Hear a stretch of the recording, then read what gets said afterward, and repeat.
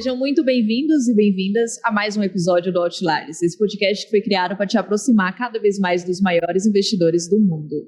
Se você percebeu, se está acompanhando o Outliers nesse mês de setembro, você percebeu que a frequência está diferente, ele também está de cara nova. Não é por nada, só para reforçar aqui para quem não acompanhou, estamos fazendo uma edição especial do Outliers que está sendo gravado aqui durante a Expo XP 2023, durante o maior festival de investimentos do mundo. E nada melhor do que utilizar essa oportunidade para conversar com gestores que estão aqui presentes na nossa plataforma XP e que trazem estratégias diferenciadas.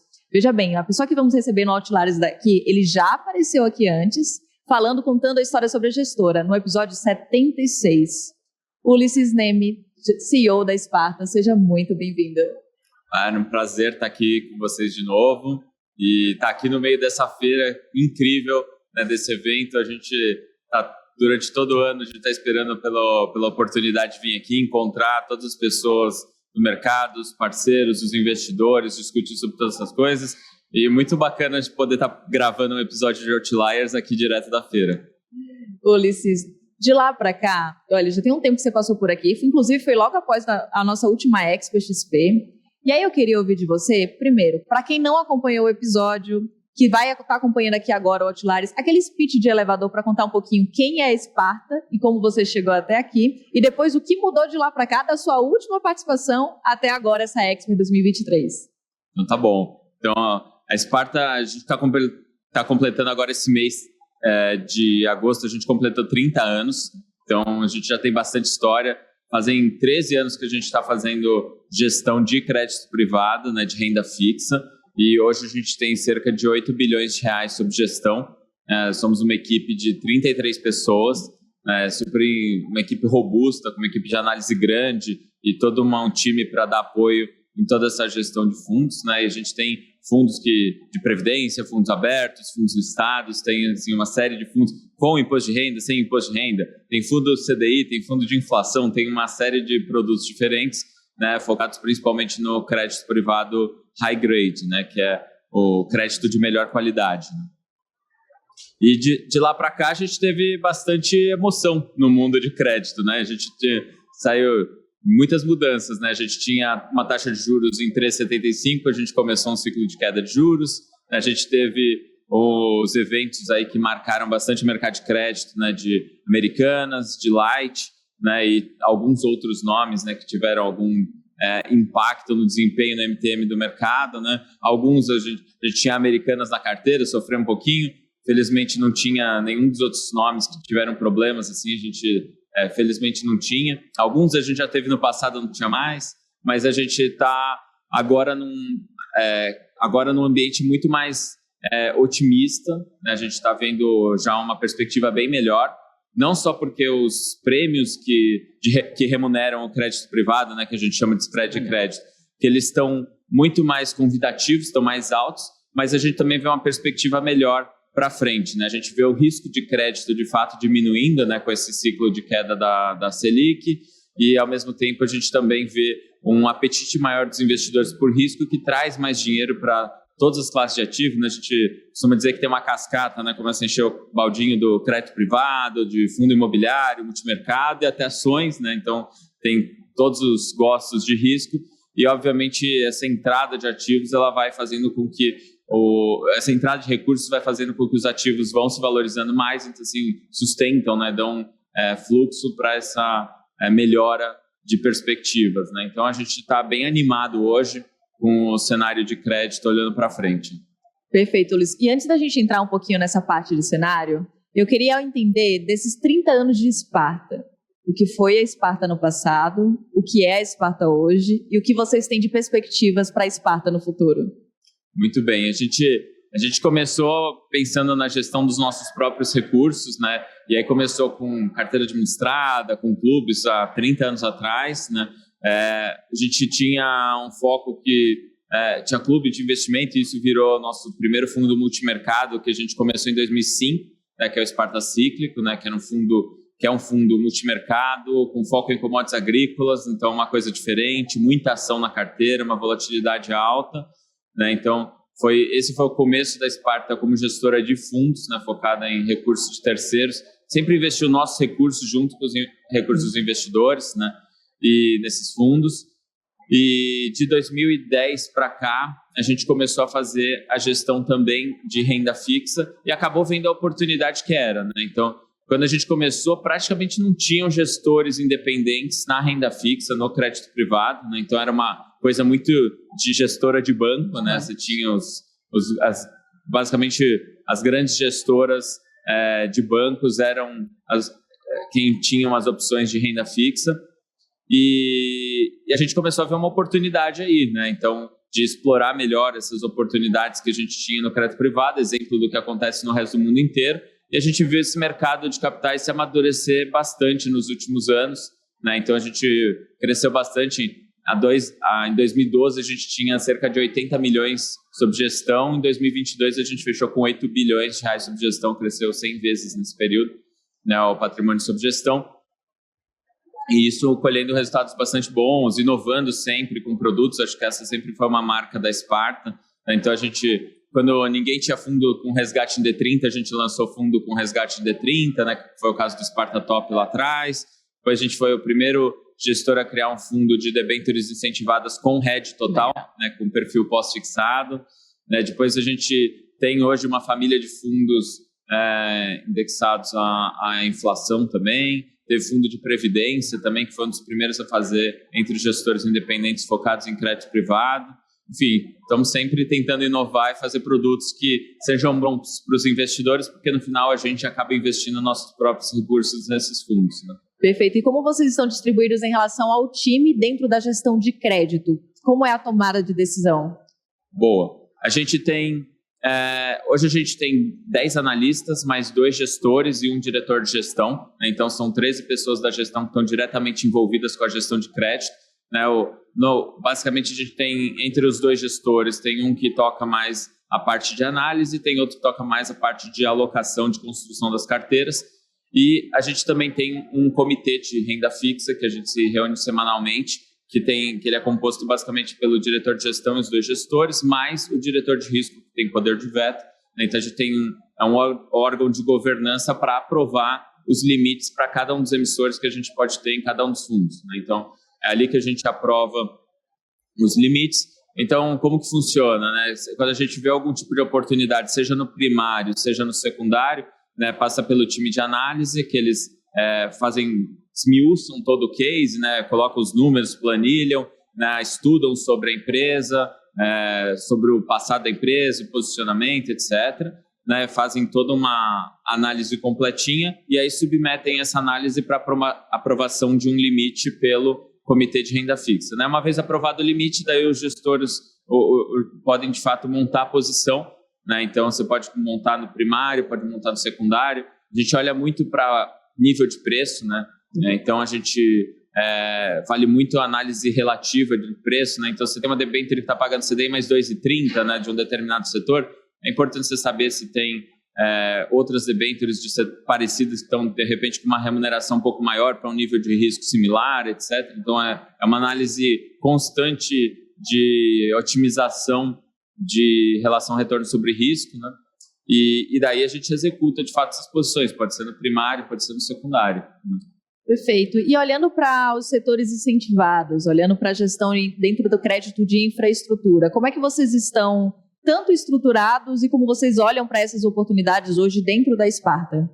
Perfeito. O setor de infraestrutura sempre foi relevante na Sparta e no mundo de crédito em geral, porque é o setor regulado, né, normalmente, né, o setor elétrico, saneamento, são setores que têm regulações que ajudam a reduzir o risco dessas empresas para viabilizar os financiamentos de longo prazo que essas empresas precisam. Afinal, normalmente, sei lá, como exemplo, né, para construir uma estrada, uma hidrelétrica, uma linha de transmissão, você precisa de prazos de retorno desses investimentos bastante significativos, né, são recursos muito grandes também, então qualquer mudança de patamar de remuneração de preço, né, desse financiamento é relevante. Então é importante que tenha um nível de risco baixo e a gente sempre olhou, né, para esse setor para a infraestrutura de maneira geral com bastante carinho, porque é onde tem muita oportunidade, né? E aqui no Brasil a gente de fato precisa de muito investimento em infraestrutura, né? Então naturalmente surgem muitas oportunidades, a gente tem privatizações acontecendo, novos modelos de concessão, né, nos diversos segmentos dentro da infraestrutura. E como a gente faz lá no Sparta é que a gente divide cada segmento para um determinado analista, né? Então, você tem um especialista no setor, né? Então, vou dar exemplo aqui, o setor elétrico, né? A gente tem uma pessoa que está acompanhando de perto, inclusive o que está acontecendo no Congresso em relação ao setor, o que está acontecendo com cada um dos emissores, consegue comparar, né, o que está acontecendo com cada um dos emissores, e aí que a gente consegue avançar nas nossas análises, por exemplo, e detectar alguém que não está com uma métrica tão boa. Então, por exemplo, a gente tinha a Light no ano passado nas carteiras e a gente decidiu sair depois que teve uma aprovação de uma lei no Congresso e que ia afetar de maneira bastante significativa a Light, né? Fora outras questões ali pontuais. Então, a gente desinvestiu nesse caso há mais de um ano atrás, né, quando ainda não era um assunto tão quente, né, quando ainda tinha muita gente querendo comprar, né, e a gente ficou fora dessa bagunça que teve depois aí, no começo desse ano, depois do evento de Americanas. Né? Então, assim, é importante a gente ter um conhecimento setorial para a gente entender o que está acontecendo, o que é normal dentro do setor, o que não é, quais são os grandes riscos e tal. Então, assim, a análise setorial ela é importante, a análise de cada empresa dentro do setor também. Né? Então, é assim que a gente divide. E fora isso, a gente pega esses setores que são mais relevantes para as nossas carteiras, né? Os gestores, os diretores de gestão, eles têm um conhecimento realmente aprofundado, então estão sempre acompanhando de perto, conversando com as pessoas, né? Entendendo o que pode afetar a relação de retorno sobre risco. Né? E muito, assim, até vendo o que vão ter de perspectivas para frente. Né? Então, às vezes você tem uma empresa que vai ter uma nova emissão, que você espera que tenha uma nova emissão de dívida para frente, talvez isso evite que a taxa do ativo feche muito ou não. Então, sim, tudo isso afeta a dinâmica do papel, as perspectivas de cada emissor. Né? Então, é importante a gente conhecer isso tudo em profundidade. Né? Quantas caixinhas setoriais vocês possuem hoje dentro da Sparta na parte de crédito? Quantas caixinhas? Setoriais. Então, hoje a gente tem os 10 analistas, né, a gente divide segmentos e subsegmentos, né? Então, no Legal. final, às vezes tem analista que cuida de mais de um setor, né? Então a gente não põe um número específico, né? A gente vai atribuindo determinados emissores. Bom, esse daqui é emissor, provavelmente vai encaixar mais perto do que esse analista acompanha, né? Então, atribui a um determinado analista, né? Aquele setor, né? Isso nos setores menores, né? Nos setores maiores, às vezes tem analista que cobre 2 setores só, sei lá, elétrico, transmissão, elétrico, geração, por exemplo, que na verdade já são bastante amplos, tem um número grande, né? Não é tão top-down assim, né? Todos os setores iguais. Tem setores que têm muito mais emissores, tem setores que têm muito menos que acessam o mercado de capitais ou que são elegíveis para a nossa alocação. Olhando muito para a relevância e atratividade que vocês estão enxergando, né? Perfeito, né? Não, perfeito. E em termos de estratégia, tipos de estratégias, não necessariamente a gente está entrando agora em produto, mas tipo de estratégias que vocês oferecem hoje dentro da Sparta? Perfeito. A gente tem, assim, eu diria que a gente tem 3 grandes estratégias na Sparta, né? A gente tem uma que é de crédito em geral, né? Crédito high grade em geral, e aí dentro dela a gente tem 2 especialidades, né? Que uma é a parte de infra e outra é a parte de agro, né? Então, a gente tem depois fundo só de agro, né? Um FIAGRO, a gente tem os fundos só de infra e a gente tem os outros fundos que entram em crédito em geral. Então, normalmente eles têm um pouquinho de agro, tem um pouquinho de infra, às vezes bastante de infra, né? Na verdade é um setor importante, e tem outras formas de crédito também, né? Outros segmentos também de crédito, né? E aí dentro de, assim, para os produtos, né? O que varia muito, isso é uma diferença que a gente tem no crédito em relação a outras classes de ativos, né? É que às vezes você tem regulações muito específicas, né? Então, sei lá, a gente pegar o caso de infra, né? Você tem lá fundos que tenham um determinado percentual de debêntures incentivadas, vão ter isenção, né? Na Previdência, por exemplo, você tem outras regras. Você não pode ter determinados tipos de emissor, mas pode outros, né? Aí você pega fundos para seguir a regulação para fundos de pensão, tem outras vedações ou outras limitações que, de repente, para um investidor qualificado, elas não existem. Daí você pode fazer um produto mais arrojado, né? Então, afinal, a grade de produtos que a gente tem na Sparta, ela acaba sendo relativamente ampla, né? E principalmente quando compara com uma gestora de ações, por exemplo, que seria outro tipo de gestor especializado em empresas, né? Porque, de fato, a gente tem regulações diferentes, com características diferentes, né? Que atendem, às vezes, públicos também diferentes. Perfeito, muito obrigada. E agora vamos falar de oportunidades. Você começou falando que vocês estão com uma perspectiva positiva para o crédito daqui para frente. Recentemente, dentro das nossas análises, soltou um relatório que fala sobre os bons ventos para as debêntures incentivadas. Perfeito. De olho em alguns fatores que você já comentou alguns por aqui, mas antes de falar sobre esse momento atual e essa atratividade, queria entender de você um pouco do histórico, de como foi essa construção e um pouco também da diferença entre o spread dos títulos incentivados e dos títulos que não são incentivados. Ah, legal. Olha, ano passado a gente teve um passo atrás até. A gente tem uma diferença importante, né, no mercado hoje, que é o seguinte: você tem os ativos não incentivados, que eles são predominantemente atrelados ao CDI, e você tem hoje os ativos incentivados, que basicamente são atrelados ao IPCA, né, a inflação. Então, eles têm dinâmicas distintas, né? Então, assim, às vezes pode ser que no crédito atrelado ao CDI está muito evidente o spread de crédito, né? Já quando a gente está falando de uma debênture incentivada, né, às vezes os gestores estão olhando o spread de crédito, mas o investidor, pessoa física, que tem o benefício tributário da isenção, ele está olhando a taxa. Então, sei lá, se for IPCA mais 7, é bom, isento, né, ótimo. Então, o investidor, de repente, ele vai ele pode estar achando bom, mesmo que não esteja com um spread tão atrativo assim, né? Já quando é um gestor, normalmente tem um olhar um pouquinho mais crítico, né? Então, ele dá mais peso, de fato, para o spread de crédito, né? E aí a gente normalmente vê uma relação entre os incentivados e os não incentivados razoavelmente arbitrada, ou seja, razoavelmente equilibrada, se você fizer o ajuste pela isenção, né? E aí o que começou a acontecer o ano passado foi uma coisa curiosa, né? Que começou a ter uma distorção no meio de 2022, quando veio a PEC dos combustíveis, que teve aquela deflação, né? Então teve uma redução lá no preço dos combustíveis, gerou uma redução no IPCA, e daí teve muito investidor que começou a vender os seus títulos atrelados ao IPCA, né? Que viu 1, 2, 3 meses ali de deflação, incomoda, e de repente o investidor, não quero mais saber desse negócio, começou a vender, ou com outros receios também, e aí os spreads das debêntures incentivadas começaram a abrir, começaram o quanto elas pagam em relação aos títulos públicos. Perfeito, eu já ia fazer essa tecla CEP, que é basicamente para a gente explicar um pouquinho o que é o spread e o que é abrir spread. Vamos dar um passo atrás, eu acho que é bem oportuno, né? O spread de crédito é basicamente quanto que um título privado paga a mais do que um título soberano equivalente. Então, legal. Se eu fosse comparar uma debênture de um determinado emissor com um tesouro inflação, IPCA, né, qual que é a diferença de rentabilidade? Aquilo lá eu chamo de spread de crédito, né?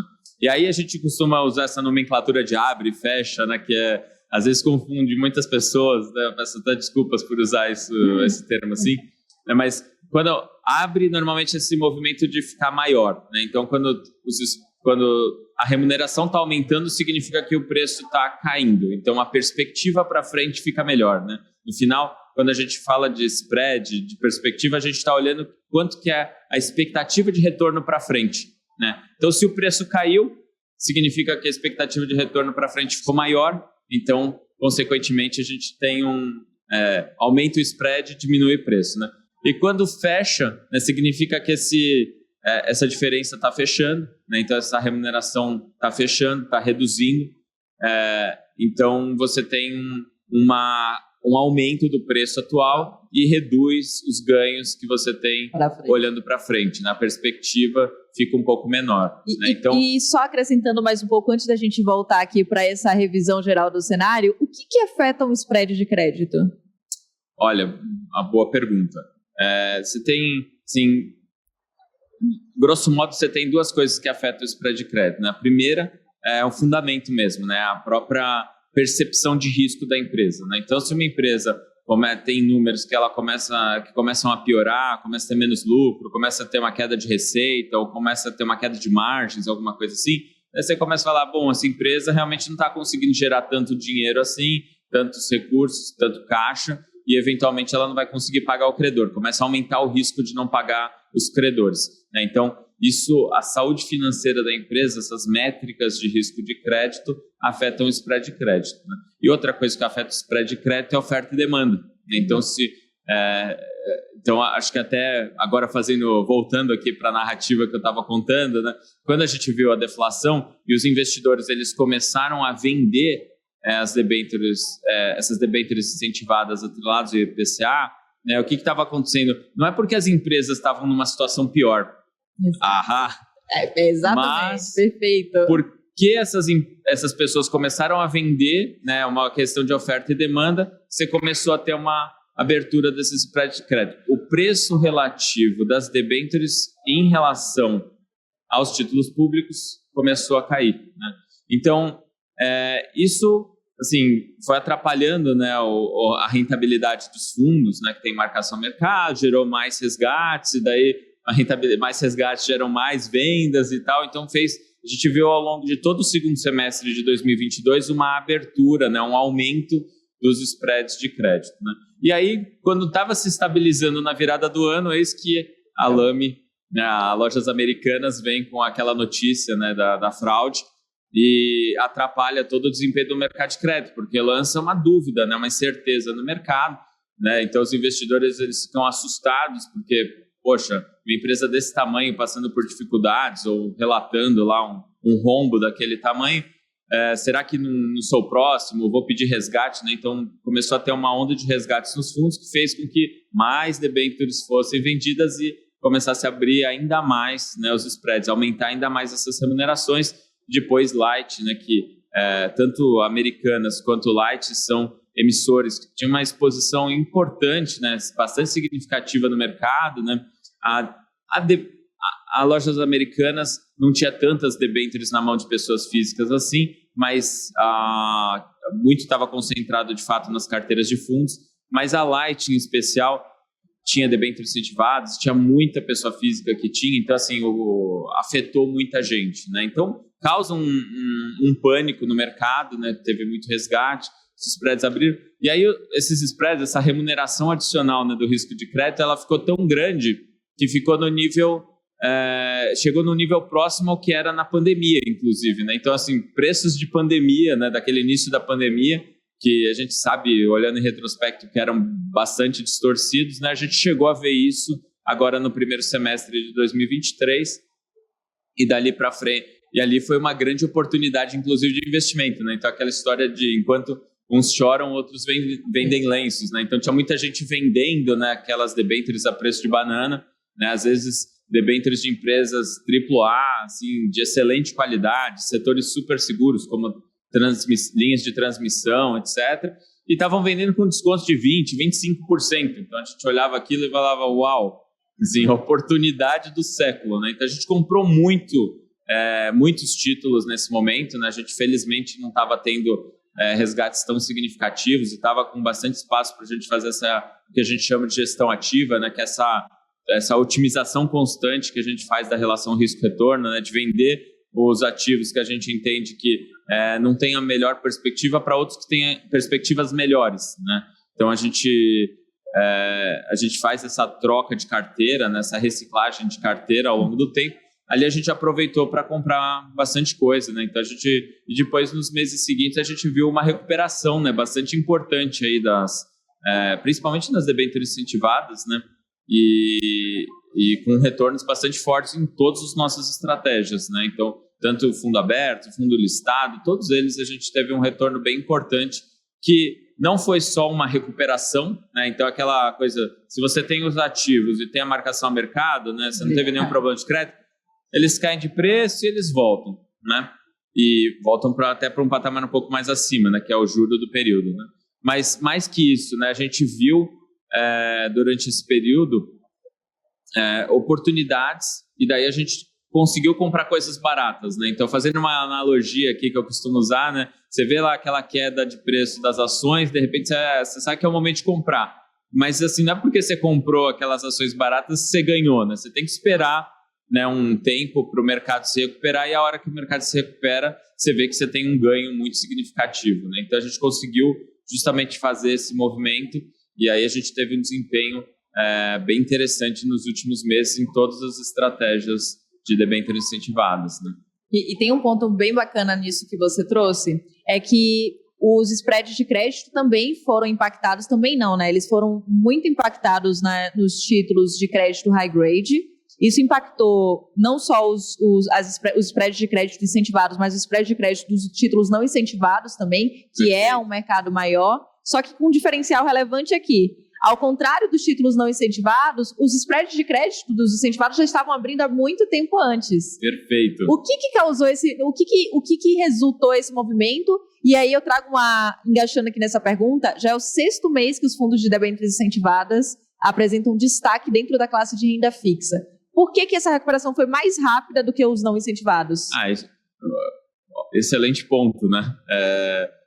Como a gente já tinha visto uma abertura significativa, né, é como se nas debêntures incentivadas já tivessem distorcidas em relação às debêntures não incentivadas, né? E aí a hora que vem aquela bagunça, né, bate pânico nas pessoas, né? Então não interessa que já estava distorcido, distorceu mais a partir dali, né? Por isso que eu falei que no caso das debêntures incentivadas chegou no nível mais ou menos que a gente viu na pandemia, enquanto que nas debêntures não incentivadas não teve uma distorção, mas nada perto dos níveis que chegaram na pandemia, né? E eu acho que ficou tão evidente, tão gritante, né, aquela distorção nas debêntures incentivadas, que ali no final de fevereiro, comecinho de março, meio que foi o pico, né? Do spread de crédito, ou seja, foi o melhor momento para estar comprando, né? E a partir dali a gente já começou a ver uma recuperação, porque no final, assim, passado aquele pânico inicial, né? Aquela história, o investidor, ele olha lá e fala assim, putz, está tudo meio complicado, né? Tem a questão de transição de governo, tem a questão de crédito, tem a questão de lá fora também está com alguma falta de clareza, né? O que está acontecendo, etc. Quando o investidor olha tudo isso, de repente fala, tem aqui umas debêntures, por acaso, que são AAA, né, com uma nota de crédito excelente, com um prazo super longo, pagando IPCA mais 7, IPCA mais 8, isento de imposto de renda. Você fala, o que será que eu posso comprar que vai render mais que isso, né? Então os investidores já começaram a comprar, né? Tanto que a gente comprou algumas centenas de milhões de reais desses títulos, mas a gente queria comprar mais. Só que em algum momento a gente viu que começou a ter competição na compra, né? Ou seja, você começou a ver muitos investidores ali mais sofisticados já entrando na compra desses ativos também, e eles começaram a recuperar. Enquanto que os fundos, quando a gente vai para o mercado de não incentivados, né, das debêntures normais, o que estava acontecendo é que ainda tinha vários fundos, principalmente os de muita liquidez, os que a gente chama de fundo D0, né, ainda estavam tendo muito resgate, daí os gestores ainda tinham que vender, né, fazer aquelas vendas forçadas. Então sim, enquanto já estava tendo uma recuperação nas debêntures incentivadas, nos não incentivados, né, estava tendo ainda uma piora, né, que eu acho que o high, né, nas debêntures não incentivadas vai acontecer ali mais ou menos em maio, né?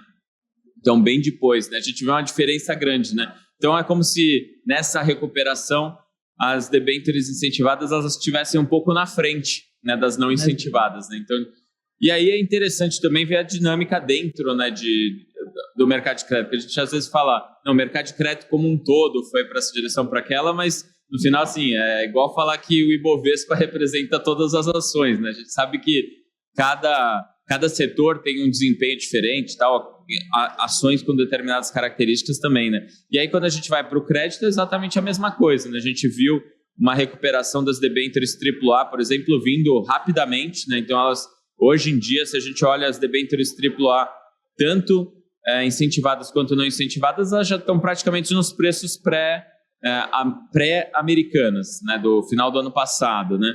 Só que se você olha o rating AA, o rating A, já é bem menos homogêneo, né? É um negócio muito mais... Tem alguns emissores que, de fato, teve uma recuperação importante, teve outros que ainda não teve a recuperação, tal. Então, assim, você começa a ver distorções, né? Então, num primeiro momento, por exemplo, a gente aproveitou para comprar debêntures AAA. Aí, no segundo momento, a gente está vendendo essas debêntures AAA para comprar as debêntures AA, né? Então, a gente começa a fazer uma mudança na carteira. Legal. Não porque a gente estava com medo da debênture AAA, porque a gente via mais oportunidade, né, nas debêntures AA, por exemplo, né? Então, a gente vai... é isso que a gente chama de gestão ativa, né? A gente está sempre olhando a perspectiva para frente, o que tem de relação de retorno sobre risco melhor, né? Perfeito. E agora a gente está vendo, se a gente viu uma recuperação já importante, né? Mais para frente a gente ainda vê uma oportunidade bem grande, né? A gente talvez tenha ido 60% do movimento, né, de distorção tenha se recuperado, mas ainda tem uma parte desse movimento, e isso sem contar justamente com a parte da queda da Selic, né, que seria a melhora de fundamentos, né? Então, conforme a taxa Selic começa a cair, né, a gente começa a ver menos risco nas empresas, né, como eu tinha comentado, né? Então, se você tem menos risco, você tem um motivo, de fato, por fundamento, para os spreads fecharem ainda mais, né? Então, ou seja, para as debêntures se valorizarem ainda mais, né? Então, quando o investidor pergunta assim para a gente, né, e tem sido as perguntas mais recorrentes aqui na Expert da XP, já foi o movimento ou ainda dá tempo de aproveitar? Aquele bom e velho, tá na hora de investir? A hora perfeita foi lá em fevereiro, né? Em março, quer dizer, nas debêntures incentivadas, e nas não incentivadas talvez tenha sido em maio, né? Mas assim, tá na hora de investir, a gente acha que está com uma perspectiva super favorável, né? Então, a gente acha que hoje o que, sei lá, está pagando CDI mais 2, por exemplo, provavelmente você vai olhar daqui a 12 meses para trás e vai falar, pô, mas isso rendeu CDI mais 3.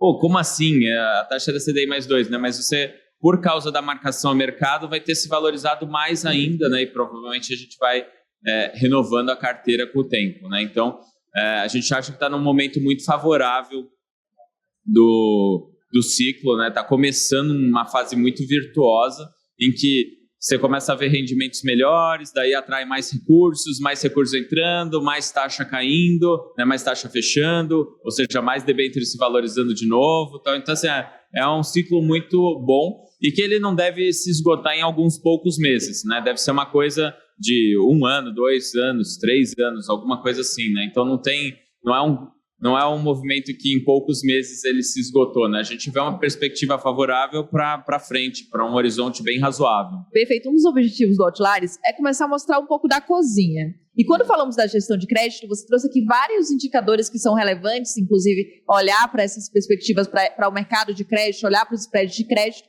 Só que tem uma forma de olhar para esse mercado que muitas pessoas acabam ignorando, que as pessoas que não estão nesse mercado, que olha ali para a rentabilidade, olha para a taxa, mas que também é relevante, que em nossas análises, na hora de falar se está na hora de investir ou não, como está a saúde do mercado, a gente acaba trazendo bastante, que é a dinâmica do mercado primário e secundário. Você poderia falar um pouco para a gente, um pouco de como essa dinâmica impacta na gestão de recursos, na gestão de crédito, na alocação de crédito privado? Claro. Isso é super relevante, né? Na verdade, isso daqui é a parte, já está entrando no segredo daquele molho especial. Estou mostrando a cozinha, galera. Isso aí. Isso é super importante, né? De fato, como eu comentei, né, o que afeta o spread de crédito? Uma das coisas é oferta e demanda. Né? E aí, quando a gente fala de oferta e demanda, tem justamente a ver com o primário e com o secundário, né? Então, imagina que você não está... Vamos começar fazendo exercício. Imagina que não tem emissões primárias. Então, todas as debêntures que você poderia comprar, elas já estão aí, já existem, né? Então, se você começa a comprar essas debêntures, começa a ter muita demanda por elas, o que acontece? Elas vão ficando mais caras, né? Então, o spread vai fechando, né? E aí, como que você faz para equilibrar isso, né? Que eventualmente ela pode começar a ficar num nível até meio irracional, né? Se você tiver mais ofertas, né, você começa a ter mais emissões primárias, né, mais captações primárias, você ajuda, de certa forma, a compensar por essa demanda. Então, você dá uma estabilizada no nível de preços, né? E isso é bom para os investidores, né? Esse negócio de fechar spread, né, ele pode parecer bom no curto prazo, mas a médio e longo prazo não é o ideal, né? O ideal é que você consiga estar sempre capturando um pouco dessas distorções, mas que, na média, os spreads estejam sempre com um nível adequado de remuneração, que não tenha um desequilíbrio de oferta e demanda, né? Então, por isso que as emissões são importantes. E a gente sabe que as empresas também precisam, né, captar recursos e precisam se programar em relação aos vencimentos de dívida que elas têm, etc. Então, elas vão fazendo isso com uma certa recorrência, né? Então, por exemplo, para 2024, para 2025, a gente tem bastante vencimento de debêntures nesses períodos. Então, é natural que a gente veja uma retomada nas emissões de dívida, né? E a gente já está vendo o pipeline pela conversa que a gente tem com os bancos, com os coordenadores das ofertas, etc. A gente já tem visto um pipeline bastante interessante com um nível de taxas também atrativo, né? Então, isso ajuda a não acelerar tanto os ganhos de curto prazo, mas manter um nível de rentabilidade legal por mais tempo, né? Então, acho que essa que é muito desse conflito, né, entre curto prazo e longo prazo, né? Então, a gente tem... E o mercado secundário, né, eu também tenho usado como exemplo, né, que ele tem se desenvolvido muito, né? Então, há 5 anos atrás, por exemplo, a gente tinha uma negociação de debêntures no mercado secundário que era na casa de 2 bilhões de reais por mês, alguma coisa assim, né? Hoje negocia 30, 40 bilhões de reais por mês. Então, assim, teve um aumento muito significativo nos últimos anos, né, na negociação de debêntures, na negociação de debêntures como um todo. Isso sem falar dos outros títulos de crédito também. A gente fala de letras financeiras, os produtos estruturados como CRI, CRAF, DIC, etc., né? Então, a gente tem um desenvolvimento muito grande. E tem uma questão que eu acho até curiosa, porque ela não parece intuitiva, né? Mas muitas vezes quando tem esses eventos, né, esses casos mais atípicos no mercado de debêntures, né, o pessoal fala, ixi, vai perder a liquidez, né, no mercado secundário, vai sumir a liquidez, né? Na verdade, o que acontece nesses momentos é que aumenta muito a liquidez, porque se de fato não tem liquidez naquele preço que você gostaria, né? Mas é que nem em bolsa, né? Se cai o preço da ação, novos compradores falam, pô, nesse preço aqui, aí já me interessa, né? E aí que você vê novos compradores e sai negócio, né? Então, o que a gente viu, por exemplo, esse ano, é que ali nos meses de março, abril, maio, você chegou a ter negociação de 50 bilhões de reais por mês. Então, não era os 30 bilhões de reais que a gente tem visto nos últimos meses, né? Você viu quase o dobro disso, justamente nos momentos em que teve mais troca de mãos dessas debêntures, né? Então, isso acho que reforça bastante a questão de ter oportunidades, né? Só para a gente dar uma ideia de números também, né? Quando a gente fala de mercado primário, o ano passado a gente teve ali uma média de coisa de 20 bilhões de reais por mês de emissões, né? Então, assim, quando você fala de negociações no mercado secundário de 30 bilhões de reais por mês, você já vê que ele é relevante em relação ao mercado primário, né? Então, antigamente, você pensar 10 anos atrás, a única coisa que tinha para você fazer é comprar na oferta primária, carregar e esperar o dia do vencimento, né? Você não tinha um mercado secundário ativo, né? Hoje em dia ele é super relevante e é daí, inclusive, que a gente consegue agregar muito valor para os investidores, né? Com essas renovações que a gente vai fazer na carteira, né? Compra alguma coisa que está muito barato, vende alguma coisa que a gente não está confortável com o nível de risco ou que já ficou muito caro, a gente acha que não tem tanto para ganhar para frente e tal. Então, a gente consegue fazendo essas realocações e agregar valor para os investidores, né? Gente, a beleza de receber o Ulisses aqui, primeiro, além da didática, é que pelo fato deles já terem aparecido por aqui, contado um pouco da história da gestão, a gente está realmente abrindo a cozinha. E está sendo muito bacana que ele está trazendo aqui alguns insights dessa gestão que mostra a necessidade de ter uma gestão ativa dentro do mercado de crédito. Perfeito. E aí, nessa linha, Ulisses, você trouxe ali essa questão da necessidade das empresas se financiarem. Olhando daqui para frente, a temática que mais tem tomado o mercado de renda fixa como um todo, é a queda de juros daqui adiante. Como isso impacta no mercado de crédito? Perfeito, né? Então, acho que assim, o principal ponto aqui é que assim, a geração de caixa das empresas, você passa a ter mais dessa geração de caixa indo para os acionistas do que para os credores. Então, de certa forma, assim, o gestor de crédito ele tem uma forma muito peculiar de ver os acionistas, né? Ele vê como um colchão de segurança, né? Então, os acionistas, ele fala assim, pô, se estiver valendo muito aquela empresa, ou o equity daquela empresa, né, estiver valendo muito, é porque eu tenho um colchão de segurança bem grande, né? Eu tenho certeza que eles vão pagar tudo o que eles devem, porque só vai para o acionista o que sobra depois de pagar os credores, né? Então, o primeiro ponto é esse, né? O segundo ponto é que, de fato, com a queda de juros, né, você também tem uma disposição maior das empresas de aceitar novos projetos, de fazer novos investimentos, né? E obviamente, isso vai impactar na necessidade que essas empresas têm de se financiar esses projetos, esse crescimento que essas empresas têm. Então, isso significa mais emissão de dívida, né? Então, E a gente leva muito isso em consideração na hora de olhar uma empresa, né? Porque afinal, se uma empresa está emitindo, se ela vai precisar emitir mais dívida, né? Talvez não seja tão escassa assim a dívida daquela empresa específica, né? Então talvez ela não se valorize tão rápido assim, né? Ela mantém um determinado nível porque a gente sabe que a empresa vai ter que acessar de novo o mercado, etc. Isso é bom, né? Para o credor, aquela discussão do longo prazo e curto prazo que eu comentei, né? Para a gente é bom que mantenha um certo nível de remuneração que seja adequado em relação ao risco e que seja atrativo para o investidor, né? Então, acho que esse ponto, né? Então, acho que quando a gente fala de queda de juros, tem esses dois pontos, né? Tem, primeiro, que reduz o risco da empresa do ponto de vista de fundamentos e, por outro lado, também leva as empresas a aceitar mais projetos, mais investimentos e provavelmente vai precisar de mais financiamento para dar conta desse crescimento e desses projetos, né? Perfeito, Luiz. Passamos por aqui pelo cenário de crédito, pelas características que o investidor precisa olhar antes de alocar ou não. E agora eu queria entender um pouco sobre quais são os produtos que a Sparta possui hoje para capturar essas oportunidades. E aí eu vou um pouquinho além. Qual é hoje a estratégia que você tem maior convicção e maior otimismo para capturar esse movimento agora, daqui para frente, de otimismo com o mercado de crédito? Olha, sua pergunta é boa, né? A gente tem um portfólio bem amplo, né? Que nem eu comentei, né? Então, por exemplo, na previdência, né? Eu gosto muito de, assim, previdência de longo prazo, né? Ninguém faz previdência pensando no resultado do mês que vem ou até o fim desse ano. Tá pensando, no mínimo, você vai estar pensando naqueles 10 anos que você precisa aguardar para chegar na melhor alíquota de imposto de renda lá na tabela regressiva, né? Então, de fato, quando você está falando de longo prazo, eu gosto bastante da nossa estratégia atrelada à inflação. Legal. A IPCA, né? Porque qual é a estratégia?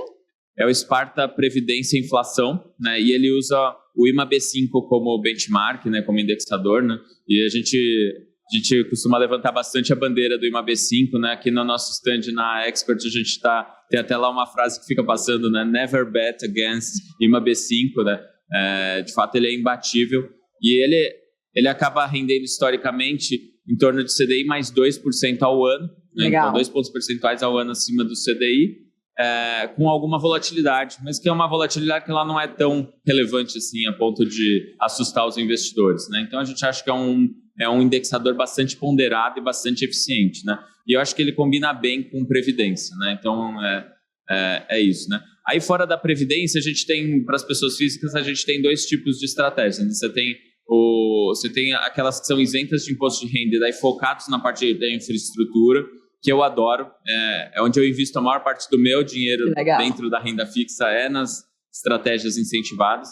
Até porque quando a gente fala hoje em dia de incentivados, né, de isenção de imposto de renda, né, com esses níveis de taxa de juros, é como se você tivesse 2%, 3% de retorno ao ano a mais, né, nos incentivados. Isso faz bastante diferença, né, e por isso que eu gosto. Daí a gente tem, na parte de infra, a gente tem os fundos abertos, tem o Sparta Debêntures Incentivadas, que ele é pós-fixado, né, segue ali o CDI, e tem a versão dele atrelada ao IMAB5, né, ou seja, IPCA, que é o Sparta Debêntures Incentivadas e Inflação, que até saiu nos materiais da XP com bastante destaque, né, que você fez, inclusive. Materiais, relatórios que eu produzo daqui, galera. e que eu particularmente acho que é uma excelente alternativa, né, porque justamente você junta esse bom momento dos incentivados, com uma taxa atrativa, tanto no ponto de vista de spread, como de taxa mesmo, né? Então, a gente está falando de IPCA mais 6 e alguma coisa, isento, numa carteira diversificada, com uma gestão profissional, enfim, para mim, tudo de bom, né? E, além disso, né, também ainda na parte de infraestrutura, a gente também tem os fundos listados, né? Os FIINFRAs listados, né? A gente tem o Juro 11, tem o CDI 11. Eu gosto muito do Juro 11, é onde eu tenho a maior posição na física, né, como investidor pessoa física. Eu tenho no Juro 11, que é justamente onde a gente tem bastante eficiência, né? A gente investe exatamente numa estratégia muito parecida com o Sparta Debêntures Incentivados e Inflação, mas ele é negociado em bolsa, né? Para o gestor, isso significa que não tem resgates no fundo, né? E para o investidor, se ele quiser, ele pode vender para um outro investidor, né, que fica no lugar dele, né, mas para o gestor ele pode extrair o máximo de eficiência, agregar o máximo de valor possível, porque não tem que se preocupar em limitar as posições por conta de eventuais resgates que possam acontecer, né? E ainda tem a vantagem que eu tenho certeza que todo mundo gosta de receber aqueles rendimentos na conta todo mês, né? Então, eu acho que tem um atrativo extra, né? É engraçado, né? Porque no Sparta Debêntures incentivados à inflação, você vai acumulando automaticamente esse dinheiro e ele vai crescendo, né? Só que o fato de pingar na sua conta todo mês, né, que é o que acontece no Juro 11, acho que dá uma satisfação extra para as pessoas. Assim, eu vi aquele dinheiro pingando na minha conta e tenho que fazer algo a respeito. Que dificuldade, né? Ó, essa aqui vai para os apaixonados pelos fundos listados, hein? E acho que é um grande diferencial, né? Eles aprenderam isso com os fundos imobiliários, né? E fora isso, né, fora do mundo dos incentivados, a gente também tem o Sparta Top, que é nosso principal fundo, mais antigo. Ele é um fundo bem conservador, bem consistente, né, que também está num excelente momento, né, que eu falei dos não incentivados. Então, ele tem uma meta de CDI mais 1,3, mas provavelmente, olhando para frente, nos próximos 12 meses, eu acredito que ele possa render mais do que 1,3% acima do CDI. Né? Ele deve render mais porque está com taxas também acima do normal. Né? E tem a versão do Sparta Top e pós-fixado, e tem a versão do Sparta Top Inflação, que é indexado a MAB5, que é aquele que eu adoro. Né? E por último, a gente também tem o Sparta Max, né, que é um fundo para investidor qualificado. Ele é a versão mais arrojada do Sparta Top. Né? Aí a gente não tem a versão inflação, né, mas ele é um fundo mais arrojado mesmo, pode alavancar um pouquinho, tem um pouco mais de flexibilidade no mandato. Ele é realmente assim, um Sparta Top turbinado. Perfeito, Luiz. A gente está quase caminhando para o final do episódio. Olha só, a conversa boa acaba passando muito rápido. Mas eu queria pedir, antes da gente encerrar, qual recado você daria para aquele investidor que é conservador, que está ali apegado na renda fixa pós-fixada, mas que está interessado em olhar para essas estratégias incentivadas e para essa diversificação da carteira? Qual recado você daria para essas oscilações que acabam acontecendo nesses títulos IPCA+, nos títulos incentivados, que não necessariamente são ali pós-fixados com essa linha acompanhando o CDI? Olha, eu tenho um recado, acho que bastante forte para esses investidores, né? Quando a gente fala do pós-fixado, né, de certa forma a gente cria expectativa de que não vai oscilar. E aí quando oscila a gente se frustra muito, né? E eu já falei aqui que o IMAB5 ele acaba sendo um indexador que gosto muito porque ele historicamente rende 2 pontos percentuais a mais que o CDI, ainda que com alguma volatilidade. Mas é uma volatilidade tranquila. Se a gente olha o histórico dele de 10 anos, por exemplo, ele dá 2 meses negativos por ano, e esses meses não são lá muito grande coisa, menos 0,1, menos meio, alguma coisa assim. Não chega a tirar o sono de ninguém, né? A gente sabe que está tudo bem. E com isso, tendo um pouquinho de volatilidade, né, você também não vai se assustar a hora que, porque o spread de crédito abriu um pouco mais, um pouco menos, você não vai se assustar tanto, né? Então você acaba tolerando um pouquinho mais dessa volatilidade, você já espera um pouquinho dessa volatilidade e provavelmente você vai chegar depois de um período com resultados mais altos do que com rentabilidades mais altas do que se você tivesse ficado no pós-fixado, né? Então eu gosto muito da ideia do pós-fixado para aquela parte que você pode precisar com alguma certeza, né, dos recursos, né, para algum fim específico, né, que você vai precisar dos recursos, e daí você não quer nenhum tipo de surpresa, né? Já por outro lado, se você tem esse horizonte de mais longo prazo e tolera alguma volatilidadezinha, né, ainda que pequena, dosando ali o tamanho da posição, acho que você pode buscar retornos maiores e não se assustar e não ser levado pelo seu emocional a fazer atitudes que podem te prejudicar, como resgatar no pior momento possível, né? No momento em que dá uma chacoalhada no mercado, hora que não é para sair, é hora para estar comprando ou para estar investindo, né? E sobre isso ainda sobre essa questão de inflação também, acho que uma diferença que a gente pode ver e que, de fato, os relatórios, né, e as análises que um profissional faz ajudam muito a deixar isso claro, é qual o tipo de exposição de risco de mercado que tem, né? Então tem fundos com prazos médios maiores, né, na carteira, e eles acabam chacoalhando mais. Tem fundos que também são atrelados à inflação, mas que acabam oscilando menos, né? A gente, na indústria mais técnica, o que a gente chama de inflação curta e inflação longa, né? Que são os que oscilam menos, os que oscilam mais, né? Claro que se o investidor às vezes quero tomar mais risco, tem uma visão de que pode ter um ganho maior nos de inflação longa, pode ser que ele ganhe mais dinheiro mesmo, mas deve chacoalhar mais. Mas esses de inflação curta, a gente acha que tem uma boa relação de retorno sobre risco historicamente, e pelo perfil do Brasil aqui, ele consegue se proteger da inflação, com isenção no caso dos incentivados. Então, assim, parece um ótimo equilíbrio ali.